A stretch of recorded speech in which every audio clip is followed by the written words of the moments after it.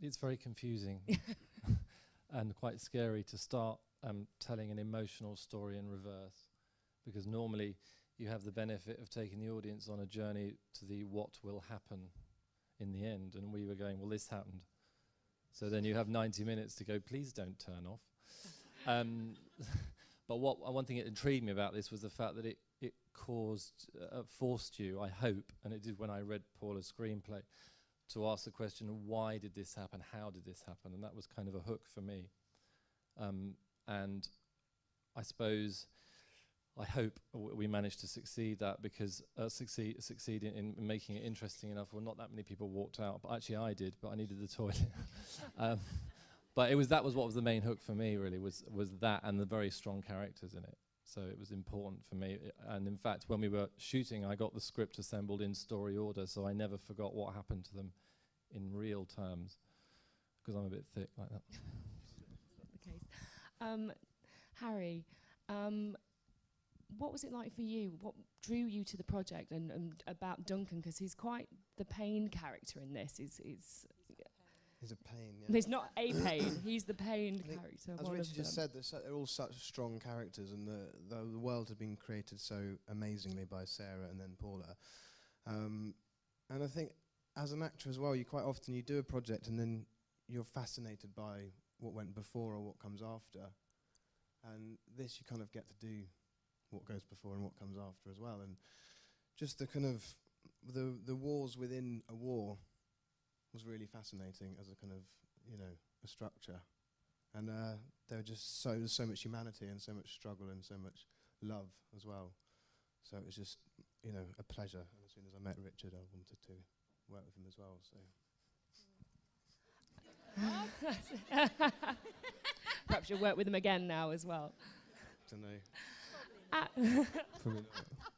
Anna, would you like to tell us a bit about the actual shoot itself? Because as Kate mentioned in the beginning, it was in December in Bristol, and I think it might have been a little bit cold on set and things, and lots of night shoots. Richard is sweating now, scared of what I'm going to say. It was absolutely freezing and horrible. I didn't quite realise that it was called Night Watch, and therefore it would be a lot of night shoots. And it was December, and it was about -10, so that was interesting. It was very cold. Did you have hot water bottles underneath your uniforms? Yeah, we had the full Monty. I actually even had a hot water bottle on my head, because I had nice slicked back do. But, I mean, the thing is, Richard did get an amazing cast together who were just so lovely and warm and supportive, and especially from my point of view, we're a lot of girls, which can potentially be a nightmare with lots of female actresses, but they honestly were the nicest, most generous, lovely, funny, great girls. Not him, I didn't get to work with him, but he's like, if you're lucky, dear. Yeah. So actually we did have a really good time, and Richard is he's a great guy. And when you were on those night shoots, and didn't you kind of all huddle into a pub in between takes just to keep warm? It was the X Factor final. I couldn't actually believe we'd been called to work on the day of the X Factor final. I did shout at Richard quite a lot. He didn't understand, because he's quite a kind of artistic person. But we all felt very aggrieved that we were being ripped away from the X Factor final. So we were shooting a horrendous bombing sequence and then going to a pub to watch the X Factor final.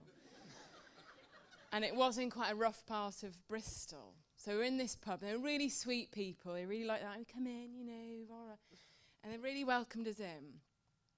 And then we were going on. I was called back to the set to do like a big close-up nightmare and carrying a dead child. It's all very upsetting. So they say, what do they say? Turning over or something, do they say?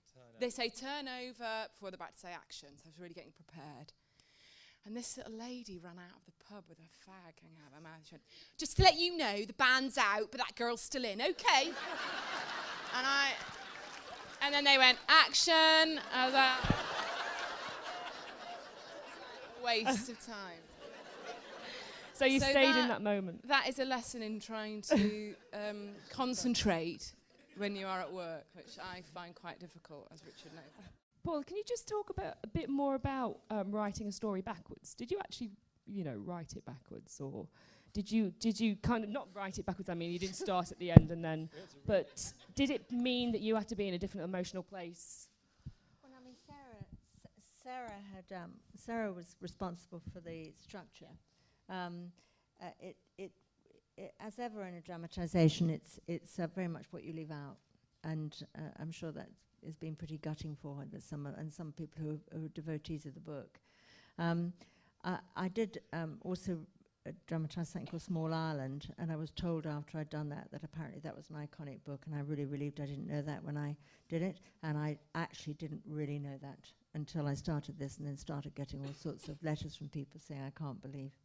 And I think it's very important not to be in awe of it and to follow the story that she had tried to tell, and give it the kind of humanity and, as I say, a kind of contemporary vocabulary so it would engage people right now. It's just about storytelling in the end.